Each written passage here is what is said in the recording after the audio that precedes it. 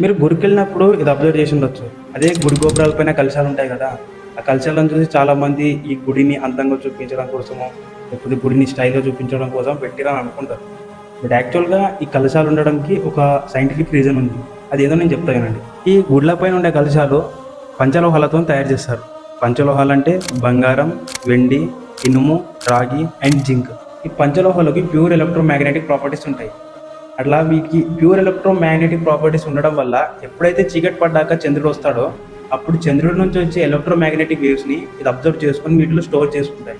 అలాగే మన భూమికి ఆకర్షణ శక్తి అంటే గ్రావిటేషనల్ పవర్ ఉండడం వల్ల ఎప్పుడైతే గుడి గోపురంపై ఉండే కలశాలలో ఆ మ్యాగ్నెటిక్ ఎనర్జీ స్టోర్ అయి ఉంటుందో ఆ కింద ఉన్న గ్రావిటేషనల్ పవర్ ఆ మ్యాగ్నెటిక్ ఎనర్జీని కిందికి లాగుతుంది. అంటే మీరు గుడిలోకి ఎంటర్ అయినప్పుడు ఆ మ్యాగ్నెటిక్ ఎనర్జీ అంతా మీ బాడీలోకి ఎంటర్ అయ్యి ఆ బాడీలో నుంచి మీ బ్రెయిన్లోకి ఎంటర్ అయ్యి ఆ బ్రెయిన్లో ఉండే ఫంక్షన్స్ అంతా బ్యాలెన్స్ చేస్తుంది.